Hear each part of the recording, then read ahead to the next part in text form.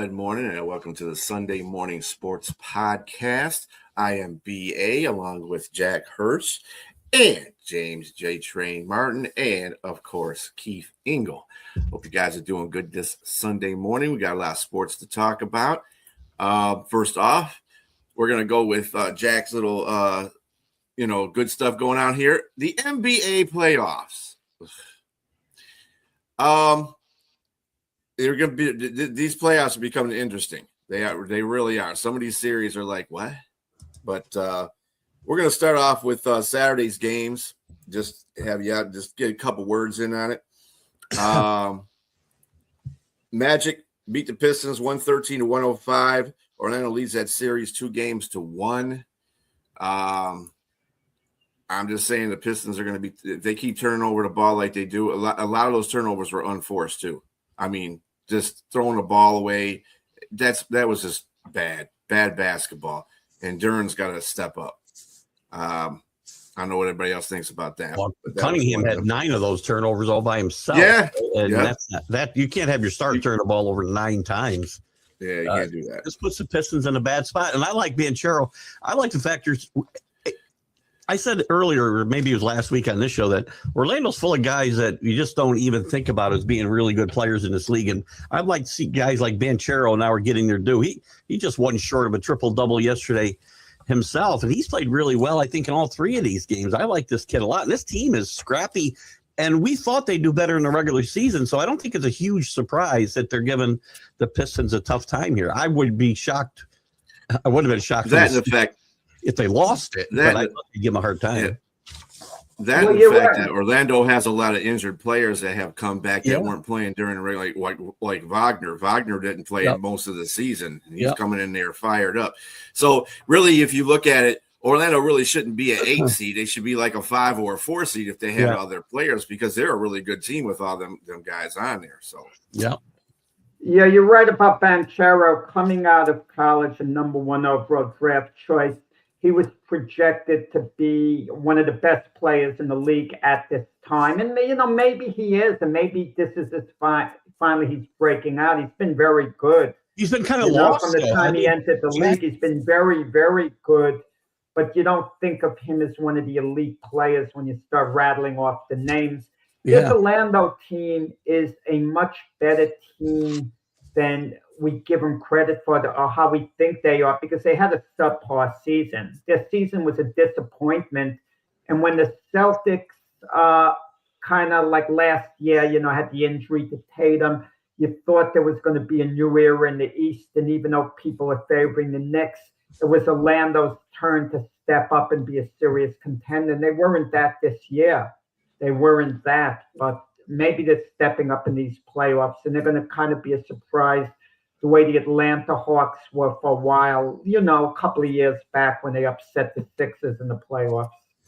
So, I agree with Brian. A lot of the players weren't there, due to injury, and now they're starting to come back. But Banchero might be this year's Tyrese Halliburton. Literally hitting a 3-pointer the exact same way that Halliburton on their playoff run. So I don't know if this team can galvanize and get through the Knicks or get through Boston or Cleveland. I just don't know. Whoever they're going to play the next round or two, but they look like they want to win this series. I'm more disappointed in the Pistons.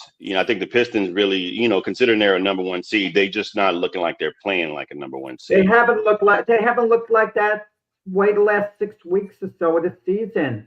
They didn't have. To be fair to them, they didn't have. I disagree with that, because they were 8-3. They were 8-3 without Cade Cunningham, and they still won the conference seat, and they won the division. They struggled even in the games. They didn't struggle in any of those games. There's a lot of those games that they blew teams out without Cade Cunningham. No, I disagree with that heavily. They haven't looked like the team that they went into the playoffs looking like. They turn over the ball a lot. I think Orlando is about the same kind of team that they are defensively, so they're more on the ball, and they have better offensive players than the Pistons do, and that's helping them out. Besides, like I said, they've got people coming off the injury, that were injured, like Wagner. Wagner makes 47 51 games, somewhere around there, and he's coming back and he's on all cylinders. You got these guys that's stepping up. It's just Detroit just got a bad draw. They got jumped on. Yeah. That's just what happens. And if they lose, and people are going to say, "Wow, Pistons screwed up and they won 60 games, won the Eastern Conference, and they couldn't beat an 8 seed." But I'm not looking at Orlando as an 8 seed. I'm sorry, but they would had those players playing the whole season. They would have been a 4th or a 5th seed. So they just got a bad draw. If they would have got Charlotte, they probably would have swept that series. But let's hold our horses right now. They're they're down 1 game. So, we're not in a situation but they're just not giving the appearance of a number 1 seed, but they're only down 1 game. Right. They got plenty of time to get it together, James. No concern. Yes, Mr. Sarcasm, they do. They're down only 2-1 in the best 4 out of 7. No need. Your back is easy, against the wall, James. You have to admit that. I mean, the Knicks were in the same place, and if you win game 4, now your season's on the line. Obviously, you got to win game 4. They have to win. Yeah, of course. That's what I'm saying. I mean, we're talking about game 3 here. Yeah. So I mean, I'm saying they are at a must-win situation because the team that wins that game will likely go on to win the series. We all panic. I will say this for the Pistons. Even if they lose this series, if they lose it to Orlando, and I know it's up in the air, the team can win, it's been a good season. It would be very disappointing to lose to the Orlando Magic, extremely disappointing, but it wouldn't be a disastrous type season like it would be for the Knicks if they lost to the Atlanta Hawks. Or if the Celtics lost to the Sixers, I don't think it would be as disappointing. Somebody does not like your Knicks there, Keith, just to point that out to you. Going to the next game. The Thunder. Years in the world. It's okay. The Thunder are handling their series. They won 121 to the Suns 109. They're heading that series 3-0. I don't really think there's anything much to say about this. Portland is doing all they can to not Portland, but the Phoenix is doing all they can to, win this series, and it ain't working out for them. It's just not. This defense will come up there. In fact, I think they had a 14-point lead early in the game yesterday, and just OKC just rattled off about 20-something points, and from that point on, it was just over. It's not looking good for the Suns at all. But could you imagine if you're a Suns player, you don't want to get swept. You have game 4 at home, so you might think, well, win that game at home, but you don't want to make the trip to OKC because in their heads, there's no way they're coming back. They're kind of one of their mindset. I mean, I can't see OKC. I mean, OKC is as short bet as could be. I wonder what odds you can get if you're picking Phoenix to come back and win 4 in a row. What could they give you? $0 because you're not going to win that. Look, 0. I heard Dylan Brooks in his post conference say that he's going to be on SGA in the next game. He's a great defender. He's a good 3-and-D guy, but that guy just put up 42 points and just annihilated them. And that should have taken their soul. I think it did, actually. I think they're going to sweep them. And I think SGA, current reigning MVP, is going to win his second MVP. They're doing this. They're blowing their teams out with their second guy, best player on the court. He wasn't even on the court. So I just think that OKC is ready, and it's going to be a matchup between, which I can't wait, but it's going to get there. It's going to be San Antonio versus OKC in the Western Conference Finals. That's the one series out west that's kind of going exactly the way I thought it would. The rest have been a bit of a surprise. Even to San Antonio, I thought San Antonio wouldn't lose a game either. So that's been a bit of a surprise. And the other series which you'll get to. Really surprised. As a matter of fact, we're going to get to your New York Knicks there, Keith. They won 114 to 98 over the Hawks. Series is tied to apiece. But Brunson and Cat, they did an excellent job in this last game. They came in and scored. Everybody came in and did what they were supposed to do for the Knicks. That's great for them. This is pretty much the blueprint for the Knicks playing well and winning series. In fact, Karl Anthony Towns is probably above where you would expect him to be. Triple double his first in his playoff career. He played very, very well, and I don't think you got the bad part of Towns yesterday much at all.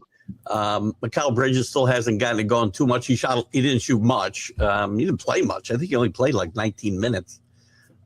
He did score. He scored. He did.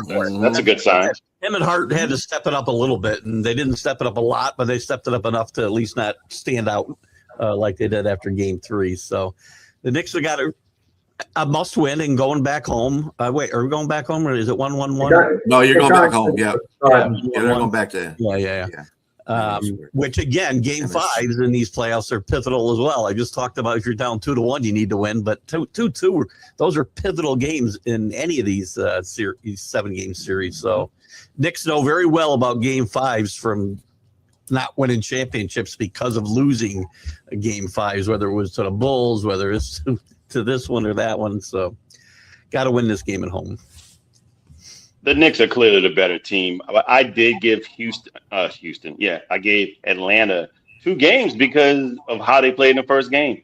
I just think that the like Jack said earlier, that they allowed them to play something better, but you don't do that. You don't let the tortoise. If you're the hare, you don't go lay on the side of the road and let the tortoise keep running, because he might win that race. And I think this game, or this series, it may go 7 if Atlanta wins this next game. It may go 7. I had it a 7-game series myself. Well, if Atlanta wins the next game, I guarantee it's going to go 6 or 7. I guarantee that. Yeah, well, Jack is really taking the sure things. Yeah. And in another Western Conference playoff game, the Wolves 112 to the Nuggets 96. Wolves lead that series 3-1. There's a little bit of scrapping going on in that game, kind of like what was going on in the Pistons Orlando game too. There's a lot of scrapping going on in that game too. I think it's more for the Nuggets, more of a frustration kind of thing going on with them. I didn't see the Wolves taking a 3-1 series lead. Didn't see that one coming. Not at all. Especially now when you think they played all that game pretty much without DiVincenzo, and you're going to play the rest of the series without him, and half the game, or maybe more than half the game, without Edwards, and they won handily. And who's going to think Jokic is going to have 2 bad games in a row? He didn't play well again in Game 4, so he's got to get it together, obviously, for this team to come back. But I think they're going to be without Edwards the rest of the series. It certainly looks like that. James, did you mention it was going to be a month? I didn't hear that for sure, but they said that type of injury takes about a hyperextension of the knee takes about a month to heal. Yeah. So I mean, I'm pretty sure they're going to do everything they can to get him back, but it won't be this series. Yeah. And now whoever that kid was, it's hard to pronounce his name, that scored 43 points off the bench. He played an elite game. I just really don't. Yeah, it's hard if you can pronounce that name for me. Don't ask me to do it because I know. I mean, I picked the Wolves to win this series, but now with Anthony Edwards out, I don't care whether they have a 3-1 lead. It's up in the air. It's up in the air. I agree. Chance to take full advantage of it. You think they're going back to Denver for Game 5? I don't want to say that's a gimme for Denver, but let's say Denver takes care of business decisively. Is Game 6 a must game for the Wolves? Because if they don't win that, then there's a Game 7 in Denver, which would be tough to win. Without an Anthony Edwards, the DiVincenzo, who's out for about a year now. So it's still up in the air, but the Wolves have a very good chance only because they have 3 games and they have to win 1 out of 3. But if that wasn't the case, I mean, the advantage would clearly be to Denver. Well, this is the problem here. You're looking at former 3-time Defensive Player of the Year handle Jokic and Rudy Gobert. He's actually handling him, and he's slowing him down. 27% shooting. I don't know, not last night, but the previous night, the first 3 games. Yeah, he was killing the first game. He got 58%, but then after that, they figured him out. And now you need the other guys, Jamal, and then Aaron Gordon. These guys need to step up. They need to step up, and that's not what's happening. Do you get the feeling that Jokic has the Shaq syndrome? They're great players, but not in peak physical condition the way they should be. No, Shaq got criticized heavily for it.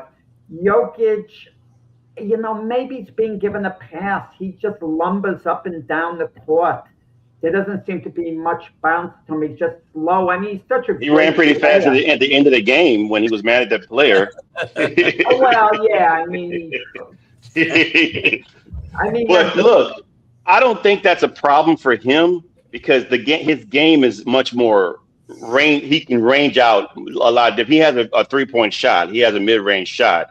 Shaq's game was more in the paint. I mean, he could range out a little bit. It's in mid-range, but it didn't. It stayed within the confines of the paint. But yeah. I definitely think that he's not. When you look at him, you don't think this guy's playing the way he's playing. That's off optically. But if it's come on, if he's no, I get what you're saying. No, James. Let me apologize to you. When you were talking, I took a look at that tape. I saw it the first time on Minnesota getting that basket at the end of the game when they stopped playing.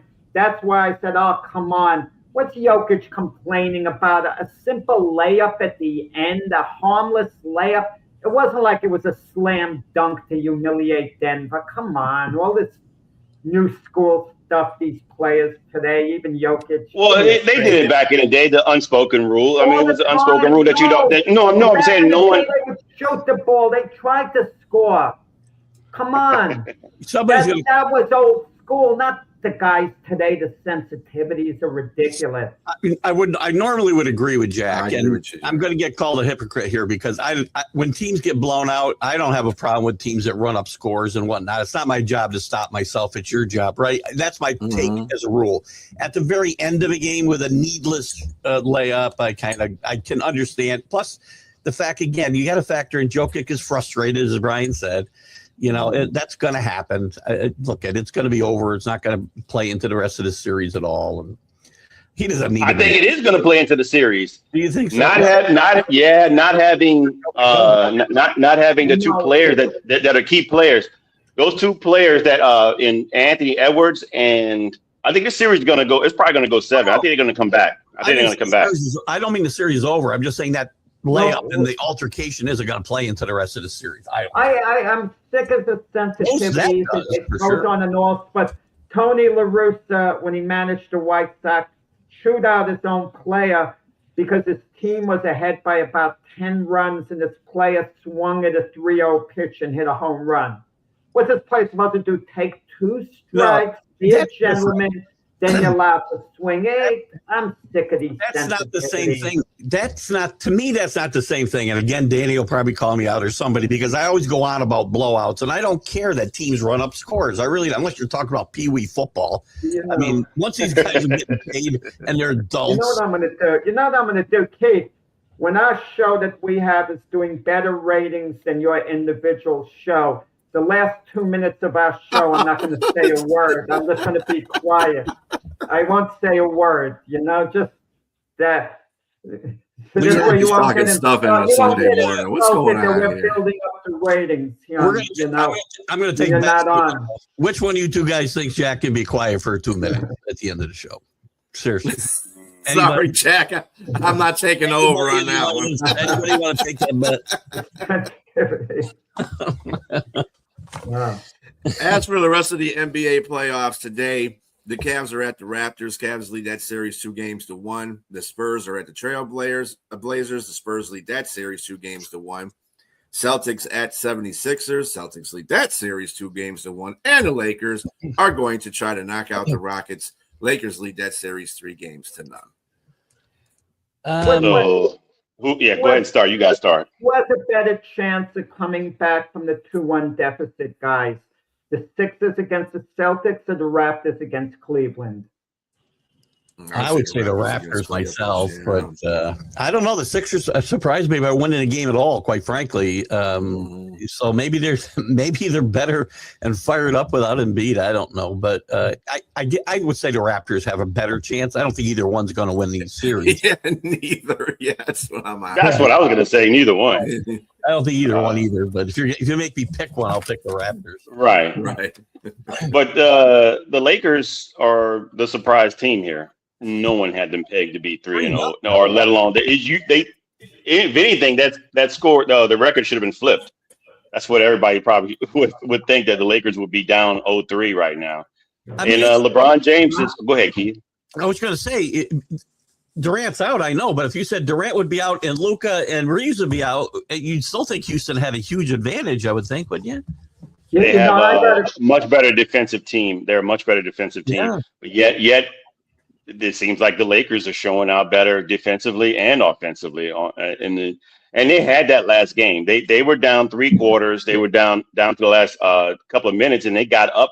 They were up 6 points with 34 seconds to go, and they choked. They choked. There's no point guard there. Van Fleet is obviously was hurt.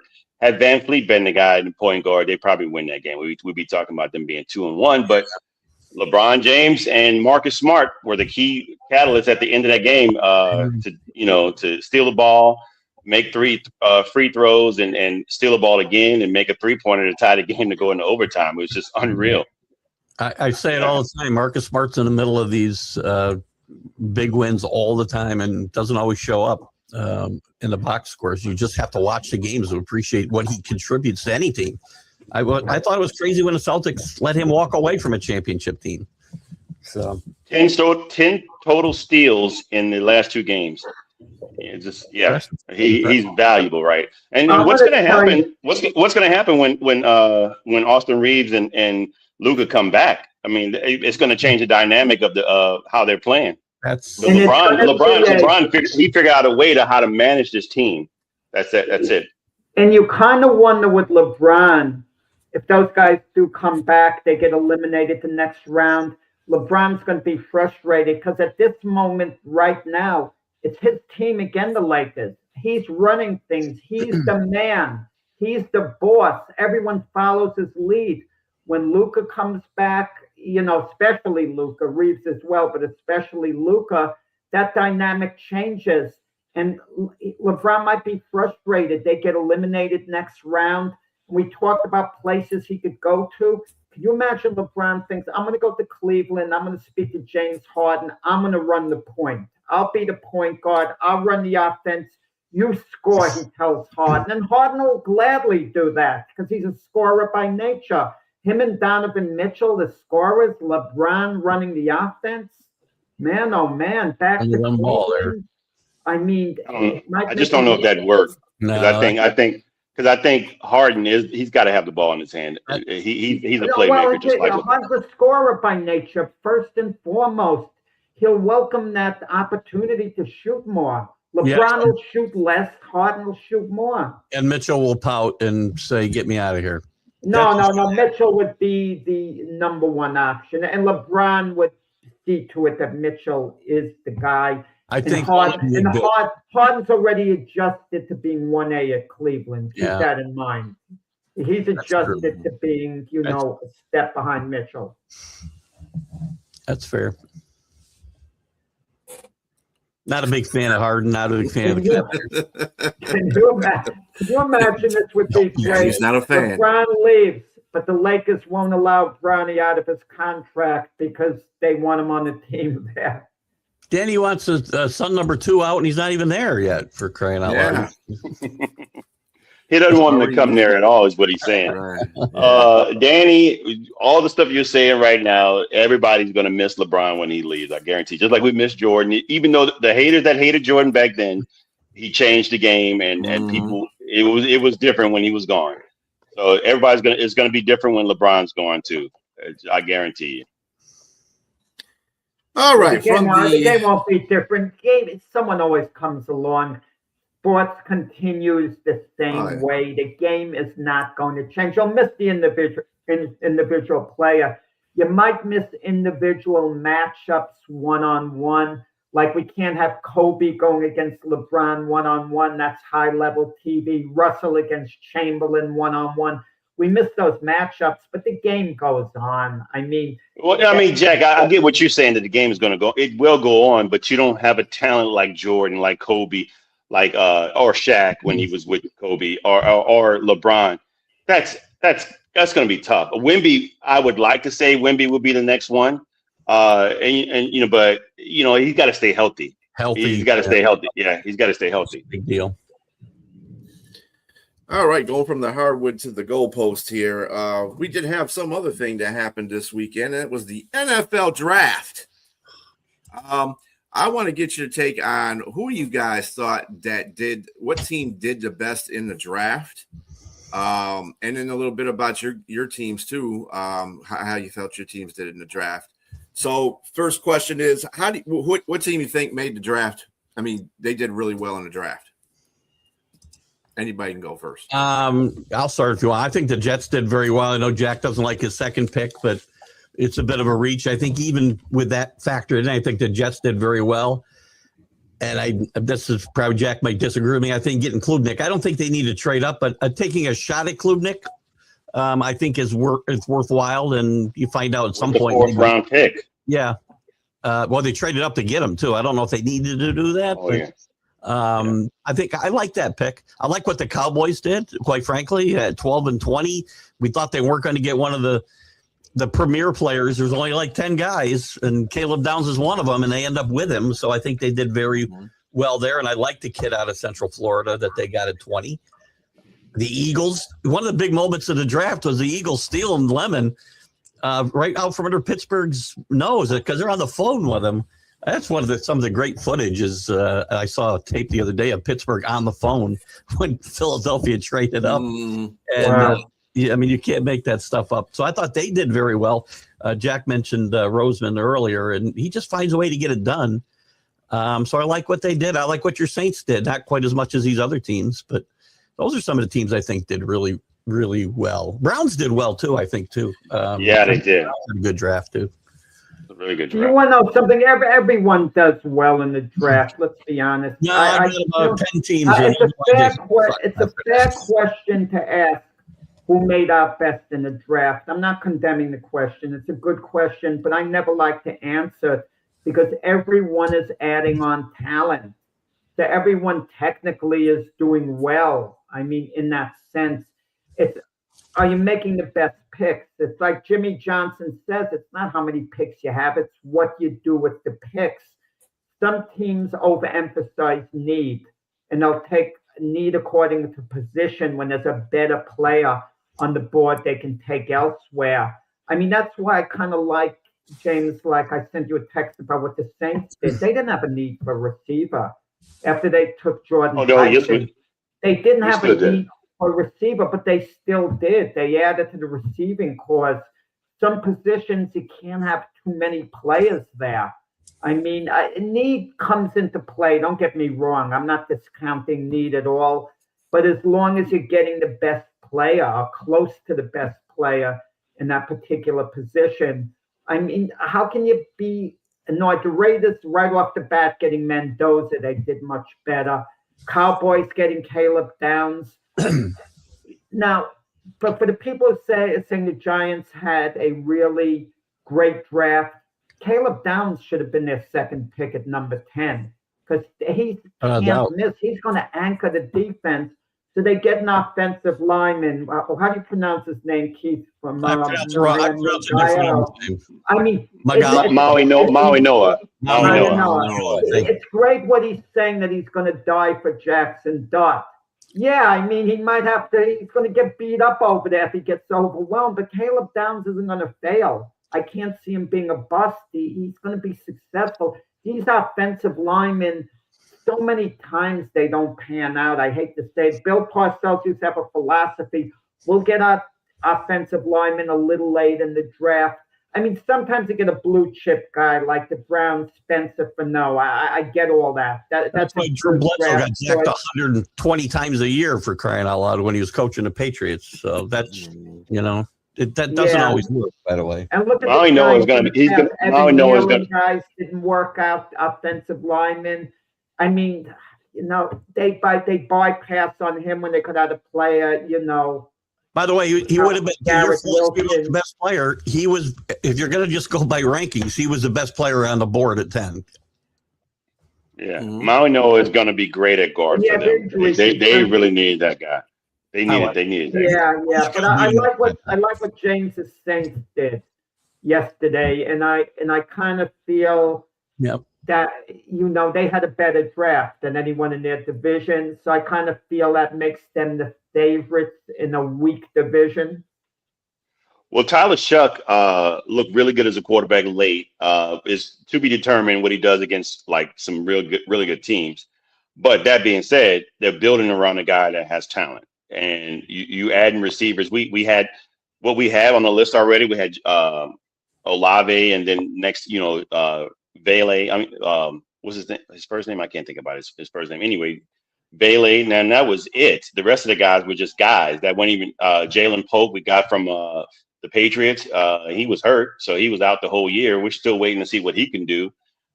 You had some other guys that was just like guys off the streets. So we kind of needed those receivers. And I like the one from North Dakota State, Bryce Lance. The guy is 6'2", 6'3", runs a 4.3, 340. And the tape looked like he ran that 40 as well. So that's just a guy that we can just plug in, not as a number 2 or number 1, but as a number 3 or number 4 receiver that can actually create space. But what I really like, this is going to surprise you, was the tight end from Georgia, Oscar Delp. Oscar Delp, his RAS score is comparable to George Kittle. They both had 9.95s. Both had little production in college. Both had little production because they weren't used that way. They were used mostly as blockers. And when you see this kid block, it's like maniacal. I mean, he's pancaking, putting guys on their back. He's 6'4", 6'5". But the 70 receptions that he had his whole career, he got 800 yards, and he looks like every bit of the 4.49 that he ran at the combine when he's on the field. So I really like that pick as an underrated third round pick. The second pick, another player out of Georgia, was Christian Miller, the nose tackle. That guy, he gets double teams all through. He was getting double teams all through there, but he was breaking them. We need that because we gave up 120 yards in run offense against. I think we were 19th in run defense, excuse me. And so that should help shore up that. And I love what's a little underrated too here, even though he's a bust, considered a bust, but the Tyree Wilson trade for the 150th pick, you're giving away just the 5th rounder to take him and not take any extra money. He's not getting a 5th-year option. We got about a year to watch him play and see if he can develop, because he still has a high ceiling. He's had like 12 sacks in 50 games. So hopefully we can get something out of him. But Barian Brown out of LSU, the kick returner. So we'll see some good things. And another kick returner which is valuable, Keith, as you know, the guy that you had for many years. Well, we've had a lot. Yeah. Well, not kick returner, but the ace. What was the guy's name that was the ace there? He was a Pro Bowler all the time. Slater.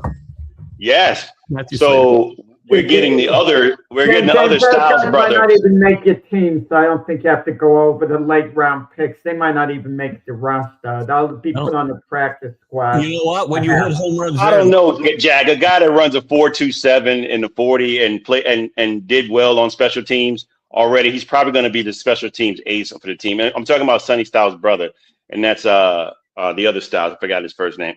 Lorenzo Styles Jr. Yeah. So yeah, I think we'll have a shot at the NFC South. But the other teams in that division did. Tampa Bay, I think they did okay too, and Carolina did some decent things. I don't think Carolina or Atlanta had good drafts at all. I thought the Bucs and Saints did pretty well, but I'm not impressed with what the Panthers or the Falcons did. Sorry, but I got them on my blah list. So in keeping with that, what team do you think that really kind of blew it in the draft? Who didn't have a really good draft at all? Bengals had a bad. I think the Rams had a bad draft. You can't take Ty Simpson at 13. There's no competition. They got competition for him with the Pittsburgh probably and the Cardinals probably, but not until at least late in the first round, if not later. They had no competition for him at 13. The controversy putting Matthew Stafford on the clock. It's a sensitive situation. if I'm the Rams, this is how I handle it at this point. One, you have to extend Stafford's contract, give him the type of money he's happy. But number two, more important, on your depth chart, make Ty Simpson the third quarterback behind Stetson Bennett. So you distance him from Stafford, so no one is talking about Simpson coming in at any points. Make it clear that Bennett is your backup quarterback. Simpson is third stringer. He's a developmental, type quarterback. That's the way to handle it. But Jack, that's not even the point. There's nobody saying he's going to play in the next 2 years, most likely. Stafford is on the clock. Hold on. Always happens. Hold on. This is a failure for one reason. They didn't make one pick. They had 5 or 6 picks. That's all they had. They didn't make one pick that makes them more likely to win a championship in 2020. No. Not one pick.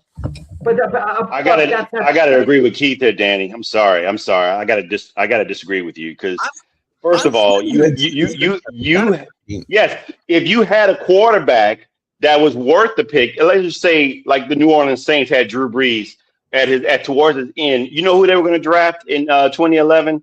They were going to draft Patrick Mahomes. They were going to draft Patrick Mahomes. It was happening. But that and Kansas City knew it, so they jumped him and they took Patrick Mahomes. This is not the same player. This is not the same player that you take at 13. This is not he's not Patrick Mahomes. It's a value pick, Keith. I mean, James. Yeah, but listen, the Jets years ago, the Jets had 4 number 1 draft choices.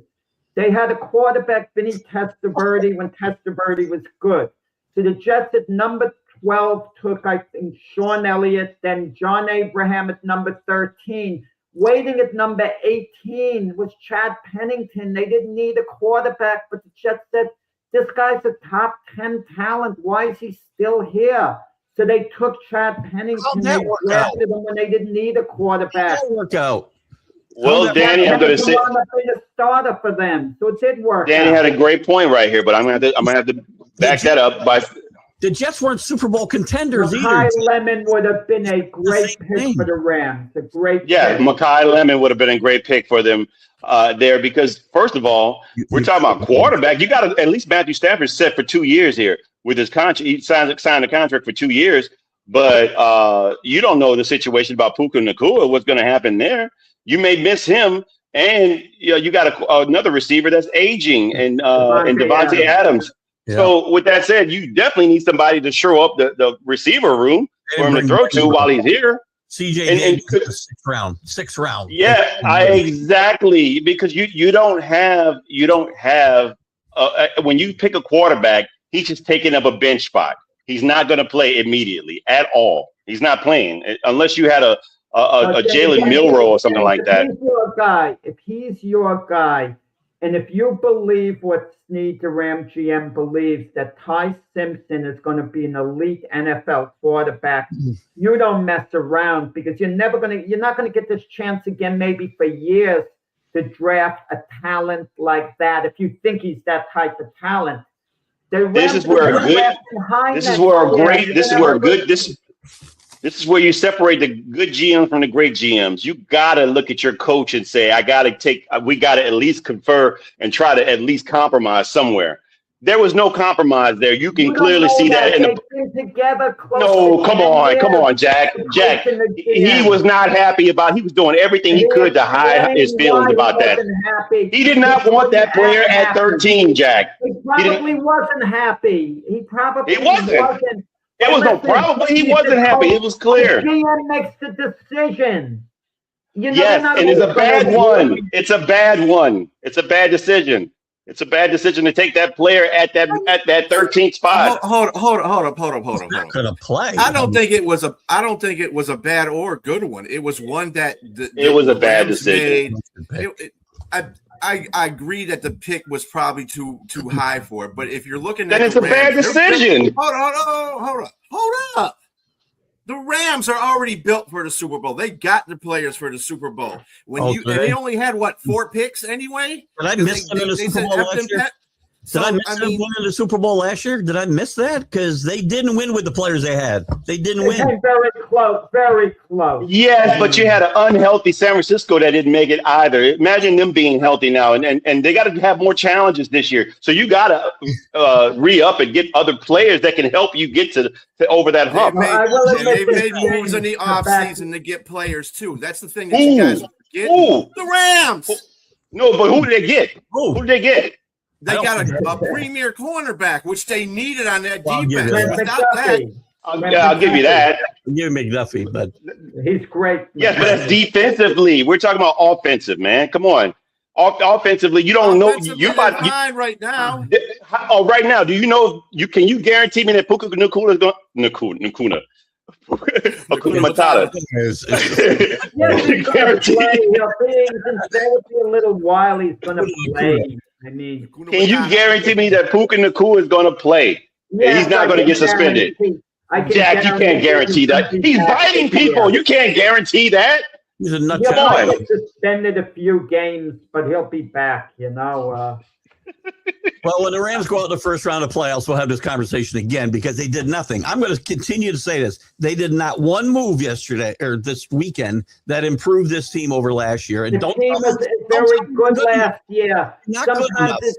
Sometimes you don't have to improve. You just have to stay the same, and the other teams, the one or two who are better than you, are going to come back to you. Yeah, because your 41-year quarterback's going to get better, and your wide receiver who's getting older, he's never going to get hurt. And the nut job guy you have about that because we heard that stuff at the beginning of the Yes, Goofy. I'm about to tell this guy.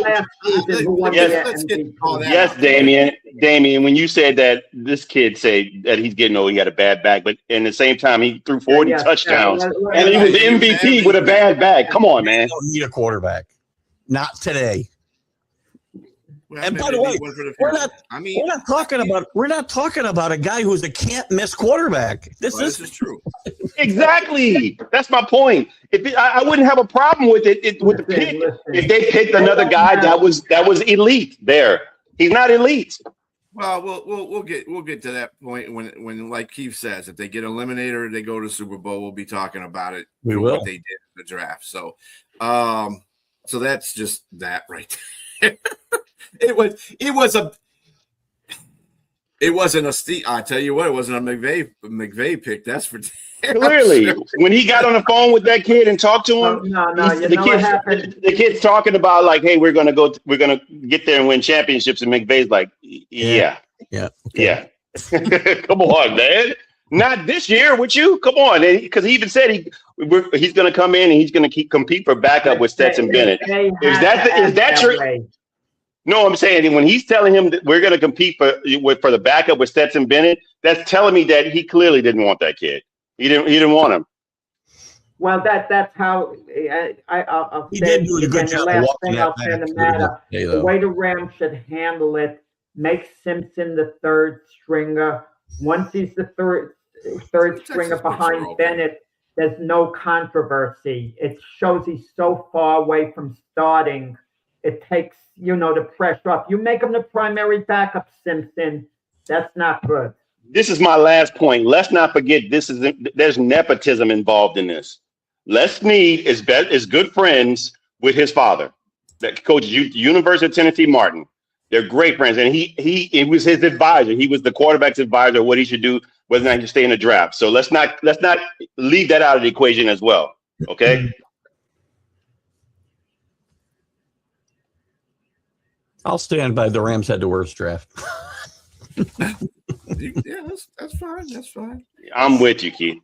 Outside of me, I mean, I had a bad draft too, but me personally, I didn't get a pick right. I got two picks right. I got the two running backs. I picked the two running backs. That's all I picked right. Let me tell you something. We had this conversation the other day. You ain't gonna get no pick. This is why I'm a big proponent against mock drafts. It's all great and great. You're not gonna pick anything. It's like doing the final four. In basketball, you ain't nobody gonna win that $1 million. Nobody's gonna do that in this either. It's just to me, it's a waste of time. Yeah, but Brian, you were mentioning before our individual teams, how they did. I mean, I'll go over the Jets quickly, how they did. They did okay. I'll grade them like a B, but the Jets could have done better. David Bailey was a pretty obvious pick in the sense it was going to be him or Arvell Reese. I mean, we knew that. It didn't take much scouting, brain work. You know, are you reaching, Jack? Are you reaching? Come on, you said they did okay. They had an A+ draft, man. They had an A+ draft, man. Come on. Yeah. You had 3 first-round draft picks, and your second-round player could have been a first-round draft pick. So in essence, you probably have 4 picks in the first round. I mean, the D'Angelo Pond, man. I'll tell you straight out now. Makai Lemon is going to be better than Kenyon Sadiq, and it's not even going to be close. Different positions, man. Come on, different positions. Come on. No, come on. We're looking at a better player. Makai Lemon is going into a really good situation. He's going into a better offense than yours. Anybody's offense is better than the Jets. Come on. Of course he's going to be better. Come on, man. Let's not draft any good players because we don't have a good offense. So it doesn't matter. I think you're going to be better. I think you're going to be better. Sadiq is not nearly as good as Makai Lemon. Agreed, That's apples and oranges, Jack. No, it's not. It's the combines. Lemon didn't show up at the combines as speedy as this. And now, take my word, it's not even going to be close. You know, the contribution of both guys to their teams and who's the better player. Lemon is going to blow him out of the water. It's not even going to be close. So they should have taken Lemon at number 16, and they could have stayed put at 33. And chances are Omar Cooper would have been there at 33. Maybe not, but there are other good players there. They could have taken Denzel Boston at 33, whatever. If Omar Cooper wasn't there, and they're going to be similar receivers, Boston and Cooper, as far as who's going to be a better NFL player. Let me put this in retrospect for you, Jack. Sadiq might be what Keith says, okay? But let's just assume that he's going to be a good tight end for the Jets. It's all about how the offense is called. For a fact, I know Philadelphia's offense, they got great receivers. They don't like throwing to them half the time anyway. Right. So Makai is just going to go into a situation where they're not going to throw to him all the time. So, I mean, you got to look at how the offenses are. I'm not buying that whole situation. And then we don't even know what's going on with A.J. Brown, if A.J. Brown's going to the Patriots or not. We know he's not going to know that situation. We know he's getting shipped out for sure. He's getting shipped out. He won't be out. Well, until he does, he's on the Philadelphia Eagles. Right? Okay, so we have to go by what that fact is. So we don't even know what that whole situation is. And then they got a plethora of receivers on that team right now. They got Hollywood Brown on there. Who they just get? They just got another Wicks. They got Wicks from Green Bay. I mean, they got a plethora of receivers there. So it's not like it's not going to be a crowded receiver. Lemon is better. He's going to show out better, and he's going to be more of a weapon. You would assume you have to assume that though. That's an assumption. Yeah, that's why we see Brown's gone too. By the way, we get they weren't traded. They wouldn't have not have traded up to get Lemon if Brown wasn't gone. I mean, I could make that. I understand that assumption, but the point of the matter is, what would have been a better pick. That's all I'm saying. Lemon would have been a better pick. He was there at number 16, a clearly better pick for the Jets. That's why, even though I think the Jets had a good draft, I didn't think they had a great draft. Even when, D'Angelo Ponds, they hit a home run with. I mean, that was great. They traded. All right, Jack, I got to say it again. That's just plain goofy. D'Angelo Ponds, outstanding. Hey, Klubnik, he's not going to be their quarterback of the future. Jack's never going to be satisfied. Was the most no, not at all. College football team last year, the most dysfunctional. And the quarterback played an important role in how dysfunctional they were. It was good the Jets took a fly on the quarterback in the 4th round. I'm not against Cade Klubnik, but they didn't have to trade up to get him. And if they didn't get him, they could have taken Cole Payton or whatever. Nobody, those guys could have managed the draft a little better. The Jets did okay in the draft. That you could say the Jets did well. But I'm not going to say, they did great. They hit it out of the park. They did well, okay, all in all. I think Jack needs to get some credit here because he got the 3 of us to defend the Jets. It's amazing. Right. Yes. Good job, Jack. Oh, yeah. Thank you, Jack, for your Jets. They got a letting guard. us Wait, they move got up a to get guard Derek out. Moore. Wait, they got a guard out of Miami. What's that? Was it out of Miami in the late round? I forgot. For the Jets? Who I'm not familiar with. And that's Cooper. He's okay. Yeah. He's okay. Depth. Yeah. Depth on the offense. Your first 4 picks, Jack, are elite. That's Yes. just Well, I a don't know great about draft. elite, but they're very good. They're very high up there. Yeah, I would say that. Yeah, but the other 3 are D'Angelo Ponce is going to start. Nobody cares about the last 3. I always people would get off this stuff. The last 3 picks of your draft are going to be people that you're either subbing in or No. backups are going to be in the D'Angelo Ponce practice is squad. second, 50th overall. He is in the. Yeah, D'Angelo's the second rounder. He's the guy out of Indiana. His comp actually is Aaron Glenn. They say he reminds everybody said he reminds of Aaron Glenn the way he's like 5'9", 180 pounds, but he's super fast. Yeah. I think he's worse than him, but I'm just saying. I think he's worse than me. He said Sundays were made for sports and Yorkshire puddings. Thank you, Chris, for that one. But yeah, I mean, I think the Lions picks were like a B. I think they really did good in the first 2 picks. Obviously, they needed an offensive tackle. The offensive tackle they got was probably not a lot with the Lions. See, the thing is, I don't have to battle with nobody else about the picks on other teams. It's about the picks I got to battle with other Lions fans. And the offensive tackle position is good. I mean, he can actually sit behind what's his name? Broman, whatever his name is, as Panay moves over to left tackle. So our offensive line is pretty straight. I really love the Derek Moore pick, though. I think he was a very underrated defensive end in this draft. I don't care. Yeah, I'm Michigan biased on the situation, but looking at him over the seasons as he progressed, he had consistent sacks. When he was the guy that they leaned on to get sacks, he did his job last year. He had 10.5 sacks. He averaged like 4 or 5 sacks before that. And he was also with Aiden Hutchinson when they won the national championship. So pairing him with Aiden Hutchinson, I think the only thing that he has to hone up on his skills is making another move besides bull rushing, because in the NFL, you can't use that one move all the time. That's going to get old, and tackles are going to be like, yeah, okay, whatever, man. So I think pairing him up with Aiden, because Aiden had to do that when he came out of Lions too. He had to learn other things. So I think they did a pretty good job. And people were talking about the quarterback they got. I'm like, man, come on. That quarterback's a UFL quarterback. He's just going to be on a practice squad. That's what he's going to be. So. But who did they get? I didn't hear that pick. What the hell is his name? It starts with an A. Ed. It's not Diego Pavia, Jack. No, it's not Diego Pavia. He didn't get drafted, no. He's in the UFL. He's very short. He takes 5'8". But he's in the GFL, the grocery store football league. Is he another Hendon hooker? Kurt Waters is going to be bagging him, yeah, for sure. Yeah, that's what I thought. UFL. There you go. What's his name? Hold on, real quick. I can his name here. Even on here. I don't even think he's on this list. I think he was an undrafted freak. Jeez, I don't even see his name on here. Did they sign him after the draft? Maybe.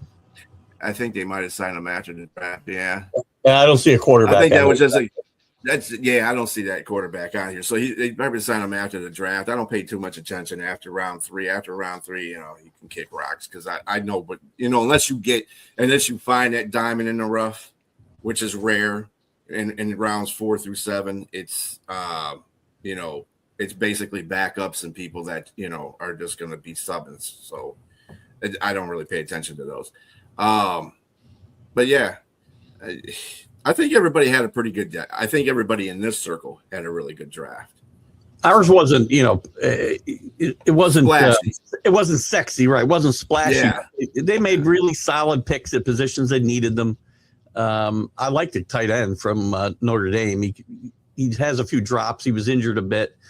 Who was their 3rd round pick? And I like what they did. I'm not sure if they need to trade up to get Jacaz or Jackas yesterday. I'm not sure if they needed to trade up to get that, but again, no, I'm just nitpicking, really. I like what they did. They filled some needs.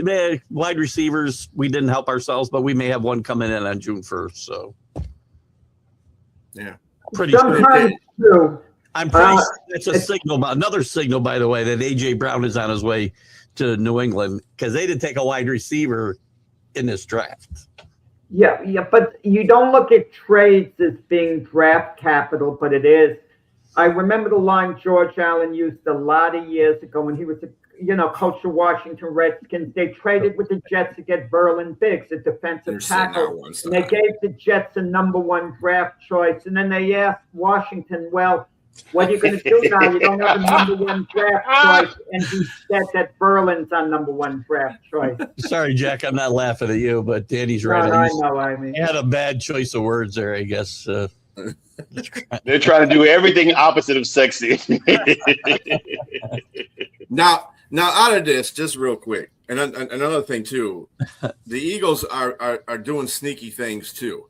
They also acquired Greenard from the Vikings for a 4-year deal. He was one of their best linebackers on the Vikings. So that's a really good thing for them too. At this juncture, who do you think are the 2 teams that'll be in the NFC Conference Championship?